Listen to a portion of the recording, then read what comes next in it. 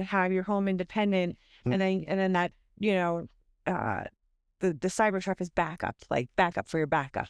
Yep. So I think, and then that way you're able to, be mobile. You could take your car and do what you need to do and go places. And that's not tied to your house now because that's your only source of backup power. Yeah, that would be bad. Yeah. So, but I think take the truck away. think that, right? They say, no, if I get the truck, I don't need the batteries. Yeah. Which, it's a solution too. But the ultimate goal and setup is that, you would think about, that it would be like backup for your backup and just additional storage. Yeah, I'm looking forward to getting mine installed. Got 5 batteries on the house, 2 on the shed, and then of course, equivalent 9 batteries in the truck. So yes, yeah, yeah, hopefully. What happens? We're definitely coming to your house. yeah. Hey, it's like fewer welcome, and then Powerwall 3 has been a game changer. The demand that we have seen has just skyrocketed. And there's challenges there, but we're, I think, as a company, more equipped to respond to that as demand than anyone else out there. So I'm proud of that as, to be part of Tesla. But yeah, we're seeing companies that, were originally installing 30 of these a quarter jump to 400. And this is nationwide. This is happening all over.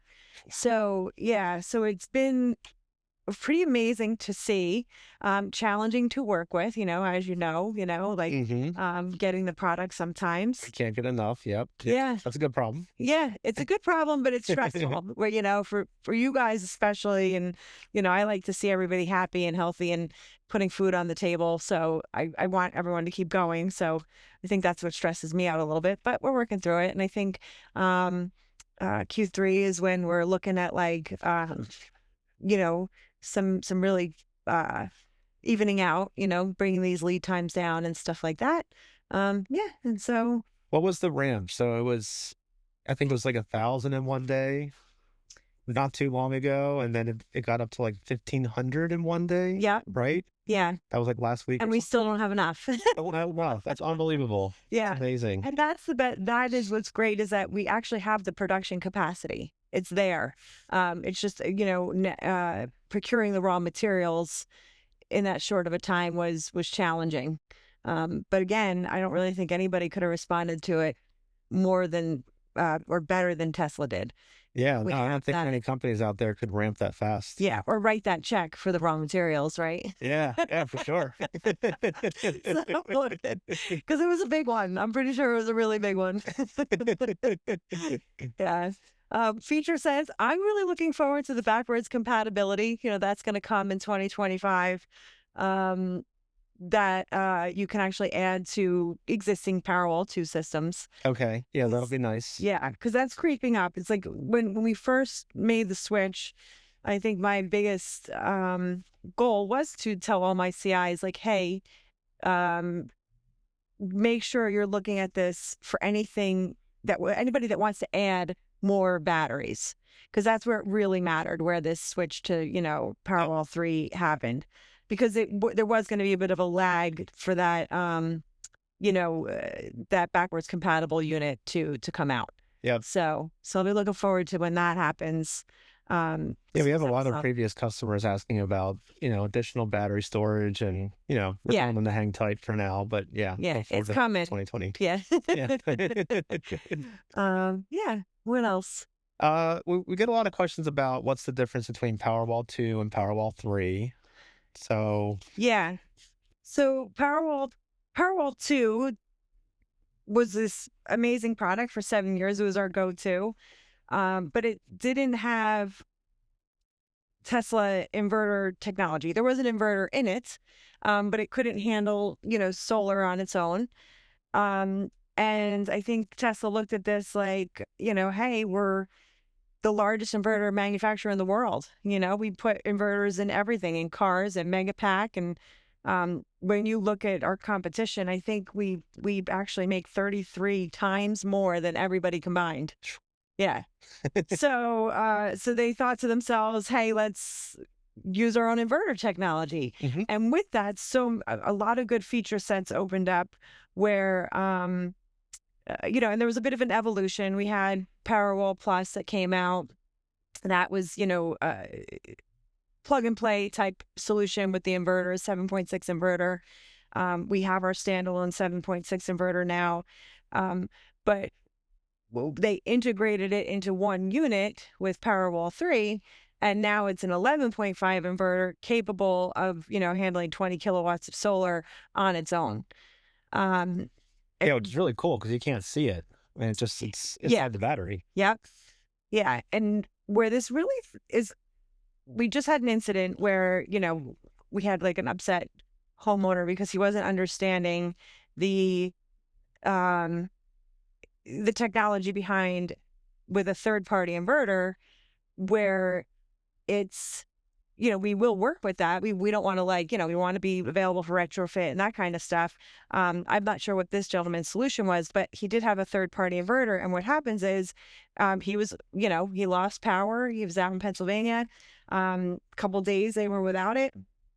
When the solar reached above 10 kilowatts, the Powerwall has to shut off the solar and it can't charge. So here you are in the middle of the day, and it reaches its limit of that, and it was just fractions of a time because the system was designed within specs and everything was good. It was just that, you factor in for if your house is going to use some energy, if some is going back to the grid, whatever the case in this off-grid situation, whenever it kind of peaked over that 10 kilowatts, which had two Powerwall 2s, Mm-hmm. it shut it down and it wasn't charging. So then you run the risk of going into the night not fully charged. Oh, yeah. With a Tesla inverter, when you use our inverter technology with Powerwall 3, that does not happen. It curtails the solar, it charges the battery all day, uses the solar to power your house, kind of like as a separate, function in a way. And it will curtail the solar. You can put as much solar as you want on there, and it's smart enough to know how much it needs and how much it takes. So those are kind of the differences there. The technology is just getting better, experience is getting better. What's the size difference? There's no kilowatt hour size difference. Well, not kilowatt hours, physical size difference. Oh, it's a little smaller, right? It's a little, no. I think it's bigger than the original Powerwall 2. Smaller than Powerwall Plus. Okay. I thought it was skinnier. Did the Powerwall 3 seem a little skinnier than the Powerwall? You might know that better than me. Okay. Yeah, it seems a little skinnier than the Powerwall 2. Wider off the wall. Yes. Yeah. Deeper. Yeah, for sure. Off the wall. Deeper. The height, it seems similar. Yeah. Powerwall 3, Powerwall 2, but it could be a little skinnier. It weighs more. Yeah. It's heavier. Yeah. Oh, yeah. Yeah. Our guys. That's all you need. Do you guys have the dolly? Yes. Okay. Yep, I have the dolly. Yep. Good. Very useful. Good. Very good piece of equipment. It also has heat mode though, right? Yeah. Oh, yes. That's another big improvement too. So it's got the heat mode that now you can install outside in the Northeast very easily. I think there was a few incidences of just this winter where the cold really was affecting the Powerwall 2s. Mm-hmm. Because the optimal temperature range now is greater with Powerwall 3 with heat mode. Also, lock rotary amps has increased. That's the other difference. I kind of forgot about that. With Powerwall 2, you had to add Powerwall 2s to get more power.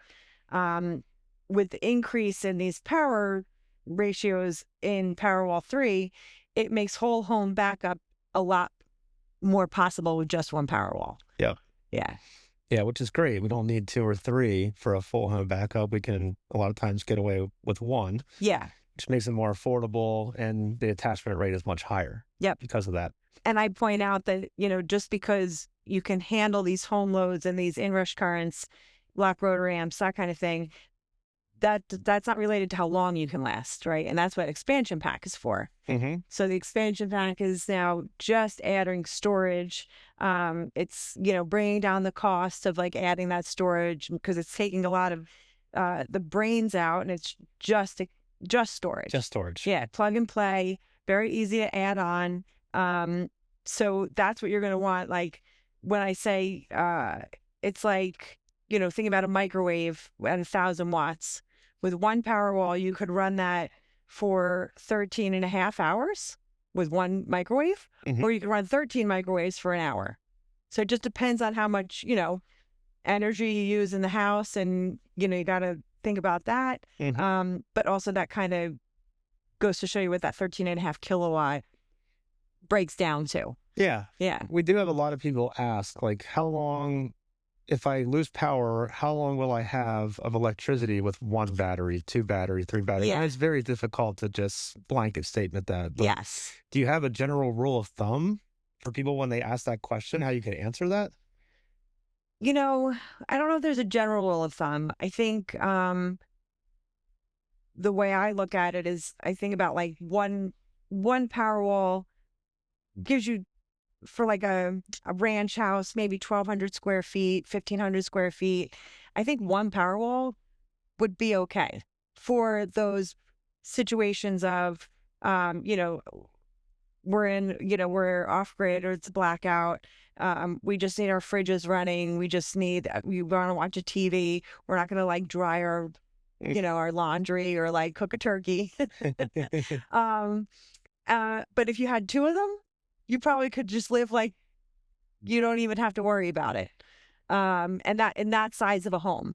Once you start getting to the bigger houses and the bigger loads, you really just got to like start.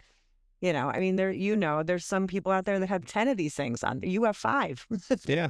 Well, 7. Should it be 10? 7? Yeah. It seems like it's the expansion packs. So it's just like, like you said, it's very subjective to how somebody lives. But I really think one could make such a great difference. Like I have one on my house, and I don't even have permission to operate yet, but I just go, I use it every day because, and it's setting kind it, of really right? cool to look at like the fact that I didn't pull off the grid at all one day. And then one day I ran out at like 2 a.m. and had to, start pulling from the grid. And, so like I said, so I probably couldn't live off of that. Although you never know, because again, when you don't have that permission to operate, it does operate a little, like it curtails the solar and it's not like fully taking advantage of its operations. Yep. Yeah. I remember I was in that mode for a while. Yeah. It said, it had the little toggle, do you have permission to operate? And it was like, yes or no. It would be no. And it was, just filling it up 100%. And then it wasn't producing anything in net metering, obviously. Yeah. Were you using it every day? So then at night, you would use it, right? Yeah. Yeah. Oh, yeah. Yeah. It was charged up to 100% every day. And it would just kick back to me during the evening. And then, Yeah, it was awesome. Yeah. Can we go through the history of Powerwall, perhaps? Maybe Powerwall 1? Were you involved with Powerwall 1? I wasn't involved with Powerwall 1, but I'm familiar with it. So I know that, it was very cumbersome. You couldn't even, installing it was somewhat of a challenge because it was like, you couldn't even stand it up. Because I think the biggest idea there was like they kind of wanted to make it like a car hood. I think that's what they say. It's rounded. It didn't look very flat on the bottom of it. It wasn't. And that's why it was like trying to prop that up somewhere where you're trying to like get it on the wall. And it just like installers, I think. Over. Yeah. I think installers just thought it was a clunky solution. I don't know much about the technology of it, but that's what I heard about it. And then Powerwall 2 came, which was really a game changer at that point, right? Because it was this like great solution. It was agnostic. It could handle,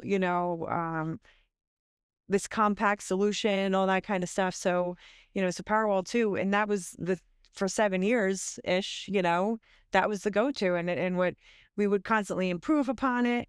So then after, we decided to come out with the inverter. They came out with Powerwall Plus, which was like the plug and play kind of solution, the inverter. And then Powerwall 3 came.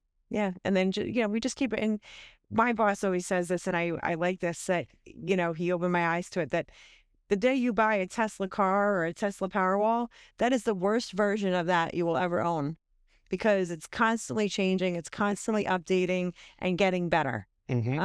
So So I just thought that was kind of cool. I think Powerwall 3 is going to be here to stay for quite some time. I think that's going to be, I don't think we're coming out with Powerwall 4, anytime soon.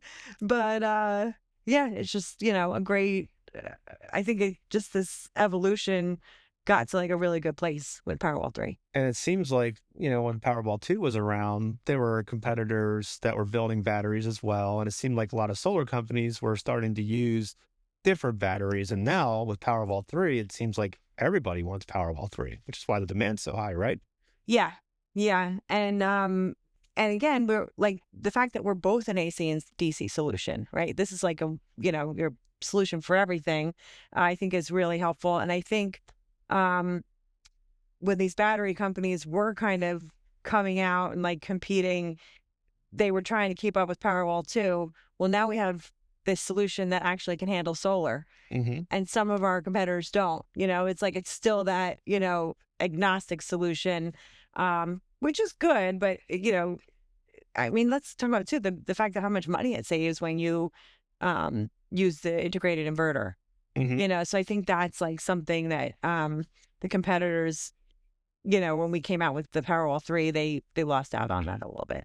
And what's the benefit of a string inverter compared to a microinverter? Because I know there's a big push on, solar companies using Tesla inverter with the MCIs as opposed to microinverters. And studies have shown that the string inverters are actually more efficient for the most part, correct? Well, and I that was the initial finding, that it was, I think in our white paper, it goes in, which you can see on, I think Tesla.com, or if you Google white paper, you can find it.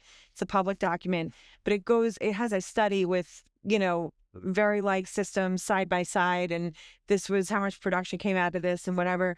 And I think at the time published was 2% difference. But when you think about the added cost, the levelized cost of energy, so you're putting in that extra cost up front to make up that difference. You would never make it up in the lifetime of the system.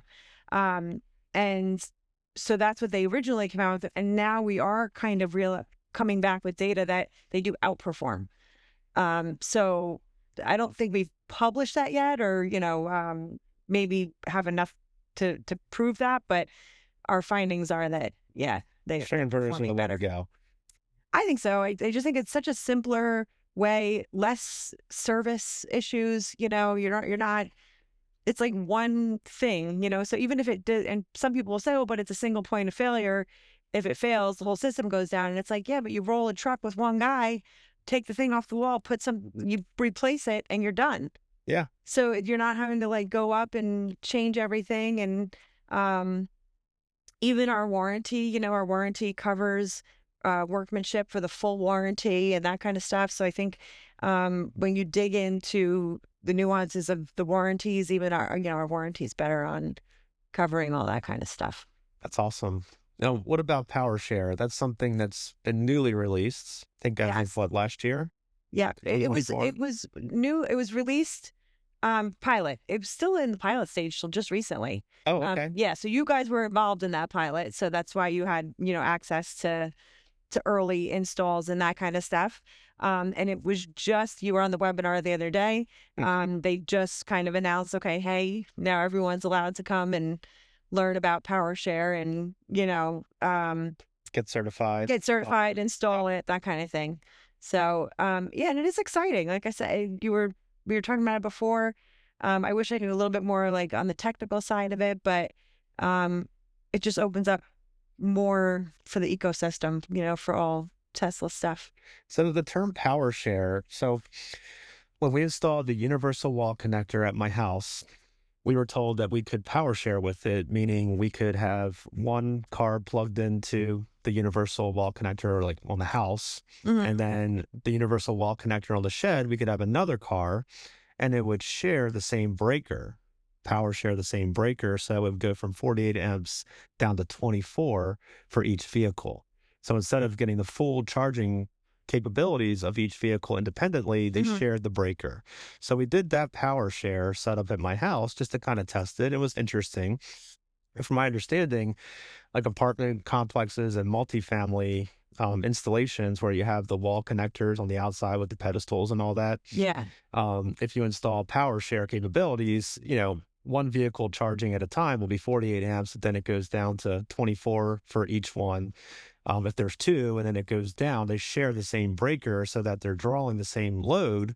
Yeah. Right. Amongst more than one vehicle. So it kind of reduces the amount of, I guess, miles per hour that you're charging, the more vehicles that are connected, but I guess it allows for an easier installation, so you don't have to do a main panel upgrade if there's limited space and that type of stuff.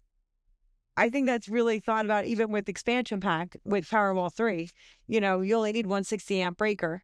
So I think Tesla thinks about these things for sure and knows that is helpful with install and all that kind of stuff. Yeah, it's really cool.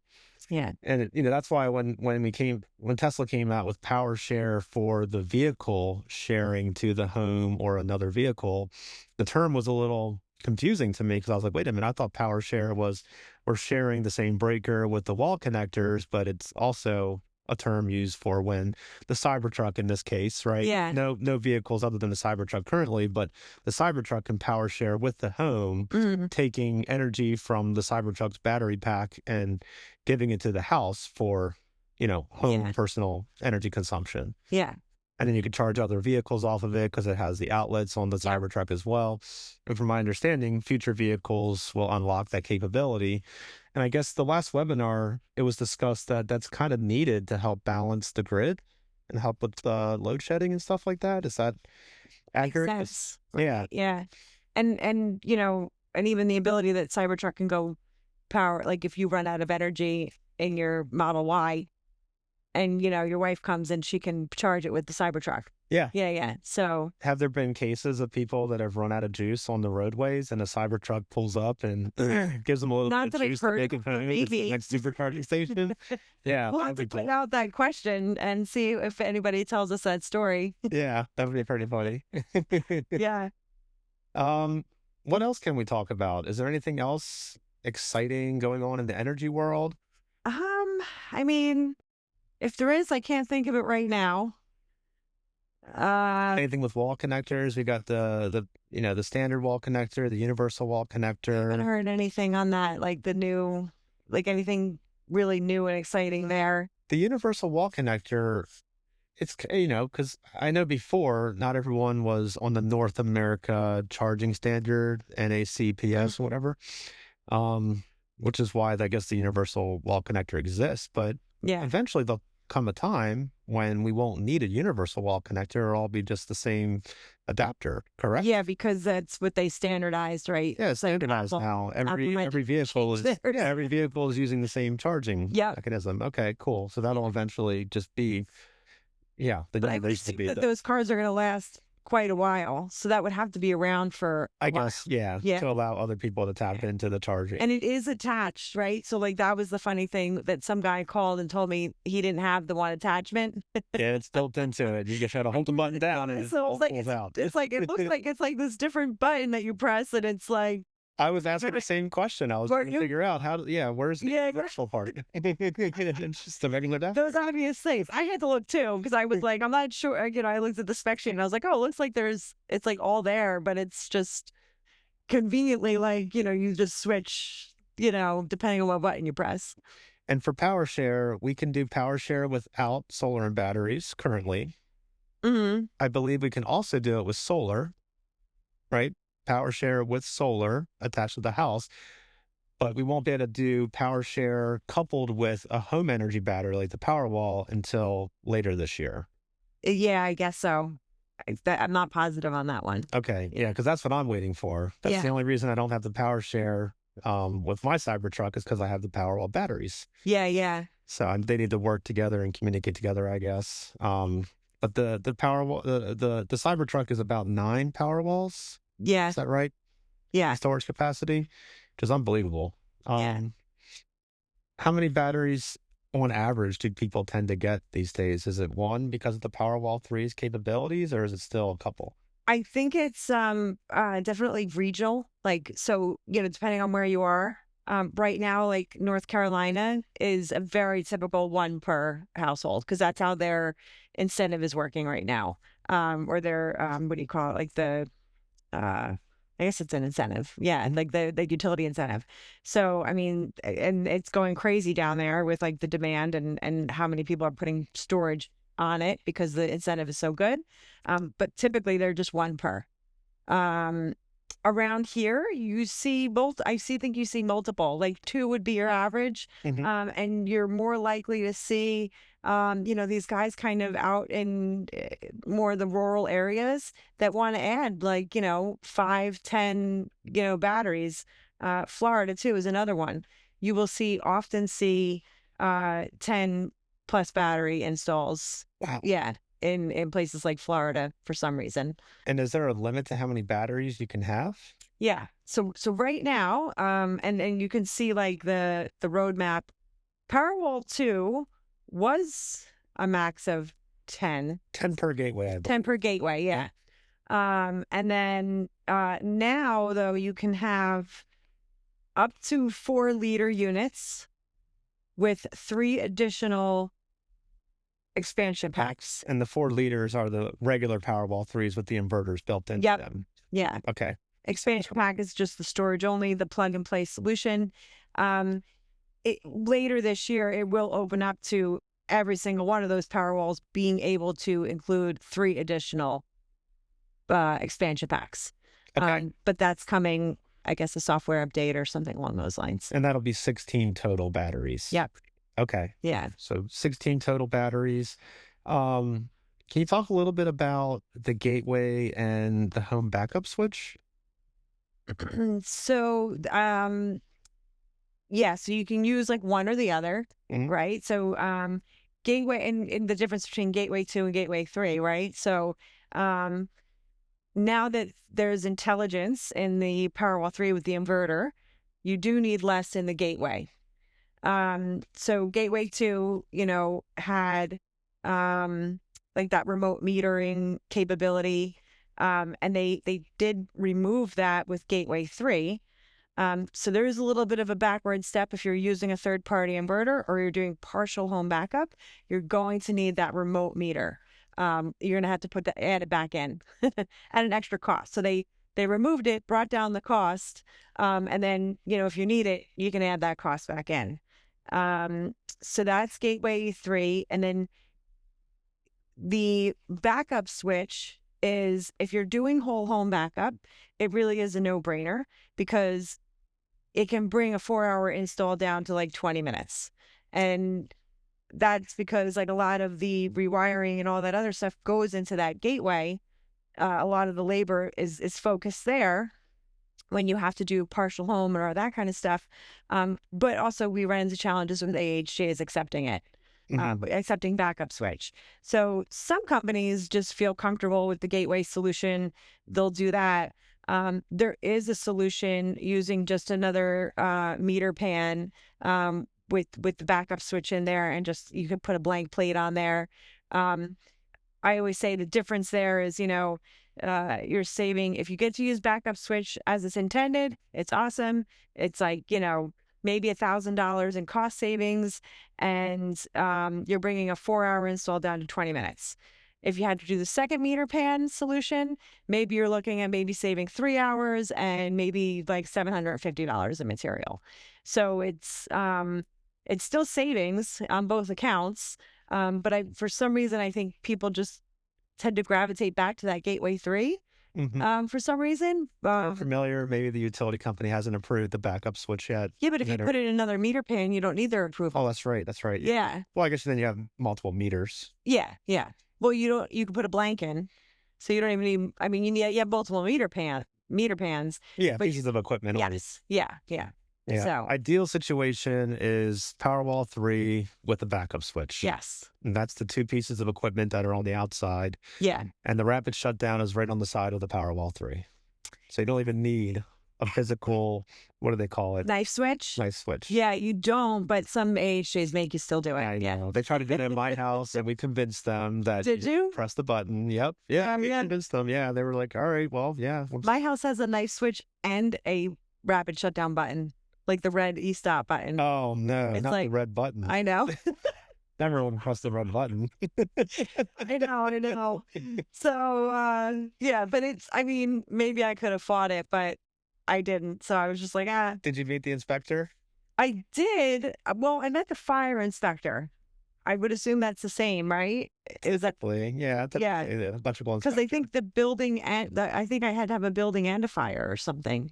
Building and electrical inspection? I don't know. I should look at it again. Yeah. We met the electrical inspector, and if we weren't there, we would have, the light switch, the red button, everything. It would have been, oh my God. But yeah. I don't know if I was going to able to convince the company to just install it that way too, and then have to fight about it.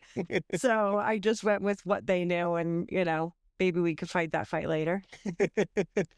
Because it is like 7 different, means of disconnect. So. Well, thank you for coming on the show, Amber. Thanks for having me. What a nice, pleasant surprise. Impromptu, just, little recording stuff, and thought we would ask you some questions about Powerwall 3 and energy in general from Tesla. And we're looking forward to a good year. Sounds good. Thank you, guys.